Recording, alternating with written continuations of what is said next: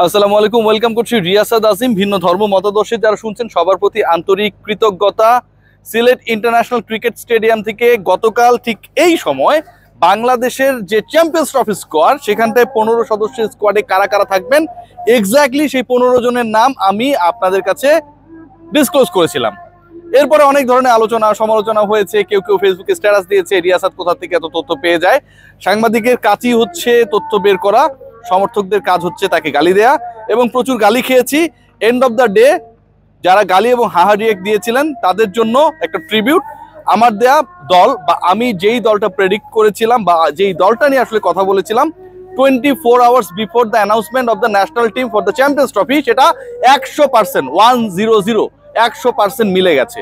এবং রিস্কি কয়েকটা জায়গা ছিল, যেই জায়গাগুলো নিয়ে আসলে গতকালকে যারা বিভিন্ন সময় বিভিন্ন অ্যানালিসিস গুলো করেছে তাদের সেই অ্যানালিসিস গুলো দেখছিলাম এবং আমি ভয় পাচ্ছিলাম, ইনফ্যাক্ট ভয় পাওয়ার মতোই। যেমন লিটন কুমার দাসের ব্যাপারে আমি বলে দিয়েছি যে he is ruled out from the national team. Finally champions trophy যে দলটা রয়েছে লিটন কুমার দাস সেই দলে ঢুকতে পারবেন না, বা তার ব্যাপারে সিলেকশন প্যানেলের সদস্যরা দে আর নট পজিটিভ। সো এই ডিসকাশনটা যখন আমি করছিলাম, এটার এগেইনস্ট একটা ফায়ারি ডিসকাশন হয়েছে বিভিন্ন জায়গা থেকে যে না, finally for the experience Liton Kumar Das is going to be the part of the national side. Liton Kumar দাসকে ছাড়া বাংলাদেশ অ্যানাউন্সমেন্ট করেছে তার স্কোয়াড, এবং এই দলের সবচেয়ে বড় চমকের জায়গাটাই হচ্ছে লিটন কুমার দাস। লিটন কুমার দাসকে রাখা হয় নাই। উইকেট কিপিং লিটন কুমার দাস ভালো পারেন, অন্যের থেকে ভালো পারেন, ওই বিবেচনা হলেও শেষ পর্যন্ত কারো কারো স্টেটমেন্টে লিটন কুমার দাসের একটা বড় প্রবাবিলিটি ছিল to be the part of the national side, কিন্তু শেষ পর্যন্ত হন নাই। আমার কাছে মনে হয় যেই সিলেকশন প্যানেল এই দলটা ঘোষণা করেছে, গাজী আশরাফ হোসেন লিপু পরম শ্রদ্ধেয়, হান্নান সরকার পরম প্রিয়, আব্দুর রাজ্জাক পরম ইন্সপিরেশন, এই যে তিনজনের ট্রায়ো, তারা আমার কাছে মনে হয় সবকিছুর ঊর্ধ্বে গিয়ে পারফরমেন্সটাকে প্রাধান্য দিয়েছে।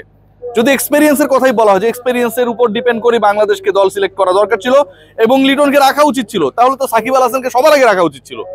সো যখন আপনি পারফরমেন্স কাউন্ট করবেন সেই জায়গাটায় আমার কাছে মনে হয় যদি একজন ক্রিকেটার 2024 সালে তিনি যে খেলেছেন যে ম্যাচেসগুলো 5টা, এবং সেই 5 ওয়ানডের মধ্যে 3টাতে 0 করেছেন, সবশেষ 13 ইনিংসে একটাও 50 করতে পারেন নাই, সবশেষ 7 ইনিংসের প্রত্যেকটাতে সিঙ্গেল ডিজিট আউট হয়েছেন।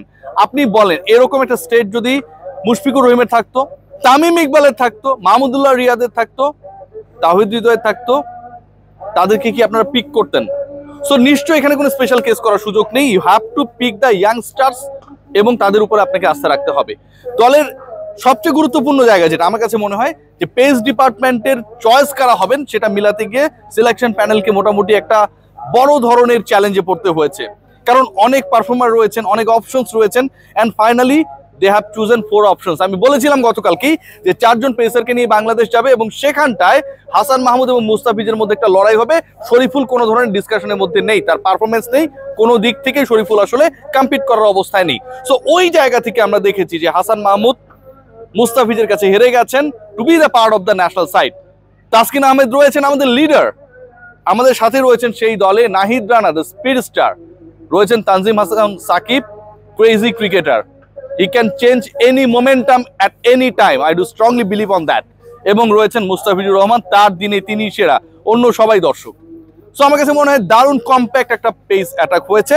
স্পিন ডিপার্টমেন্টে যদি আমরা খেয়াল করি, হোয়াট আ ভ্যারিয়েশন, যেখানটায় রয়েছে লেগ স্পিনার রিশাদের ইনক্লুশন নিয়ে অনেকটা আলোচনা ছিল যে শেষ পর্যন্ত তাকে নেওয়া হবে নাকি অন্য অপশনের দিকে সিলেকশন প্যানেল যাবে, but Rishad he is the part of the national side. Sometimes আপনাকে এই ধরনের বাজি ধরতে হবে ভাই, সামটাইমস এই ধরনের সুযোগগুলো করে দিতে হবে। গত বছরে টি-20তে রিশাদের যে দারুণ পারফরমেন্স কেন হয়েছে, কারণ কারেজিয়াস ডিসিশন মেক করেছিল সিলেকশন প্যানেল, টিম ম্যানেজমেন্ট তাকে সিলেক্ট করা এবং খেলানোর ব্যাপারে। সো রিশাদ হোসেন রয়েছেন leggie, Mehedi Hasan Miraz proven off spinner, এবং বাঁহাতি অর্থোডক্সের যে জায়গাটা সাকিব আল হাসান যেহেতু নেই এবং থাকলেও আসলে তিনি বল করতে পারতেন না, Nasum Ahmed is a part of that team. 7 জন বোলার বাংলাদেশ নিয়ে যাচ্ছে, এবং এই 7 জনের থেকে 5 জন ডেফিনেটলি খেলবে, 5টা বোলার নিয়ে বাংলাদেশকে খেলতেই হবে। সো আমার কাছে মনে হয় কম্প্যাক্ট বোলিং অ্যাটাক, আমরা যদি in terms of pace attack দেখি, অথবা আমরা যদি দেখি স্পিন ডিপার্টমেন্টে যে 3 জন রয়েছেন 3 টাইপের বোলার। ব্যাটিং ডিপার্টমেন্টে আমার কাছে মনে হয়েছে ডেপথ অন্য যে কোনো সময়ের থেকে বেশি। তবে একটা জায়গা নিয়ে ডিসকাশন হতে পারে যে আনামুল বিজয়, মানে ওই যে ডান হাতি ওপেনার কেন নেই, এই যে একটা ডিসকাশন, একটা ভ্যালিড ডিসকাশন, সেই জায়গাটা এনামুল বিজয়কে আসলে আলোচনায় রাখা যেত কি না। আমার কাছে মনে হয় যে তিনি থিঙ্কিং এর মধ্যে, কম্পিটিশনের মধ্যে ছিলেন। বিপিএলও কিন্তু টুকটাক রান করছিলেন। সো এনামুল বিজয় না থাকাটা কিছুটা হতাশাজনক। আবার পারভেজ ইমন যদি বাদ পড়ে যেতেন, এর আগে তাকে খেলানো হয় নাই, কিন্তু ট্যুরগুলো করানো হয়েছে, দলে রাখা হয়েছে, ঘোরানো হয়েছে। একজন ক্রিকেটারকে আপনি ড্রেসিং রুমের এক্সপিরিয়েন্স দিচ্ছেন, নিয়ে ঘোরাচ্ছেন, ট্যুর করাচ্ছেন, কিন্তু শেষ পর্যন্ত খেলাচ্ছেন না, এটাও ব্যাড এক্সপিরিয়েন্স হতো। পারভেজ হোসেন ইমন আমরা দেখি, যদি আমরা খেয়াল করি যে Tanzid Hasan Tamim right now consistent হবার চেষ্টা করছেন, সবচেয়ে সিরিজে টানা 2টা 50 করেছেন। সো আপনাকে তো ইয়াংস্টারদের সুযোগ করতে হবে, you should have that trust on them. Parvez Hossain ইমনকে ট্রাস্ট করে আমার কাছে মনে হয় যে খুব বেশি বাজি ধরে নাই সিলেকশন প্যানেলের সদস্যরা।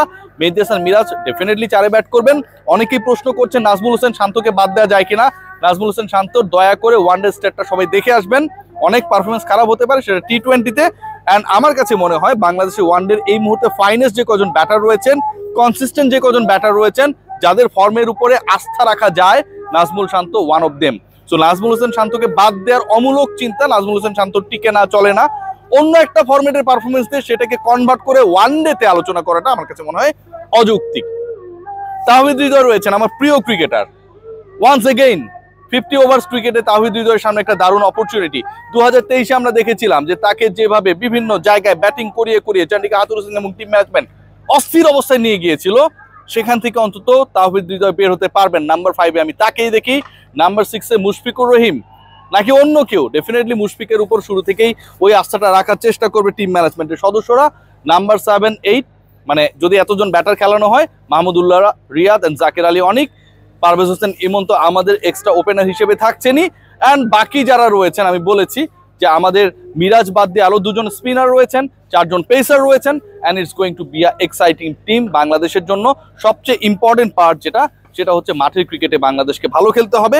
এর থেকেও গুরুত্বপূর্ণ যেটা, ক্যাপ্টেন নাজমুল হোসেন শান্ত তিনি রিকোয়েস্ট করেছেন টিম ম্যানেজমেন্টকে যে দলটা ঘোষণা করা হবে, এই দল পরিবর্তনের সুযোগ থাকলেও নানা ছলচাতুরিতে, নানা ইস্যু ক্রিয়েট করে, গুটিবাজি ক্রিয়েট করে যেন এই দলে কোনো চেঞ্জেস না আনা হয়। ডেফিনেটলি ক্যাপ্টেনের একটা মাইন্ড সেট আপ থাকবে যে আমি আসলে কাদেরকে নিয়ে মাঠে নামবো, প্রতিপক্ষ অনুযায়ী আমার দলের স্ট্রেংথ কি হবে, সেই জায়গায় চেঞ্জেসগুলো অনেক ক্ষেত্রে সেই পরিকল্পনাতে বাধা হয়ে দাঁড়ায়। Finally no Liton Kumar Das in Bangladesh squad. Finally Liton Kumar দাসকে বাদ রেখে, সবসময় ফর্ম না থাকলেও প্রতিভা আছে, এই যে একটা আপ্তবাক্য মাথায় নিয়ে অলওয়েজ টিম করার প্রবণতা আমরা অলওয়েজ দেখেছি, সেখান থেকে যে বের হতে পেরেছে সিলেকশন প্যানেল, আমার কাছে মনে হয় it should be given a clap. But লিটনও প্রতিভাবান, লিটনের জন্য এটা একটা বড় লেসন।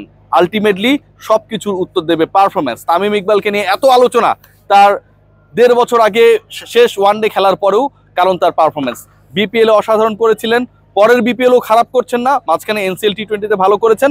সো হয় এবার ইউ আর আ পারফর্মার, দেন আপনাকে নিয়ে আলোচনা হবে, সেটা পজিটিভলি হবে। বাট আপনি যদি পারফর্ম করতে না পারেন, গত বছরের 5 ম্যাচে 3টাতে 0 মারেন, আপনি যেই হন না কেন, গাজী আশরাফ হোসেনের সিলেকশন প্যানেল সেখানটায় আপনাকে রাখবে না। থ্যাঙ্কস টু ফারুক ভাই, আপনি যখন চিফ সিলেক্টর ছিলেন, আপনার উপর প্রভাবিত বা প্রভাব বিস্তার করার কারণে সেই সময়ের বোর্ড আপনি রিজাইন করেছিলেন। আপনার কাছ থেকে এটাই প্রত্যাশিত ছিল যে আপনি যখন বোর্ড প্রেসিডেন্ট, আপনার আন্ডারে যে সিলেকশন প্যানেল থাকবে সেটাতে আপনি কোনো ইনফ্লুয়েন্স করবেন না, আপনি করেন নাই। টেক কেয়ার ফারুক ভাই, খুবই খুশি হয়েছি আমরা সবাই, ভালো থাকবেন।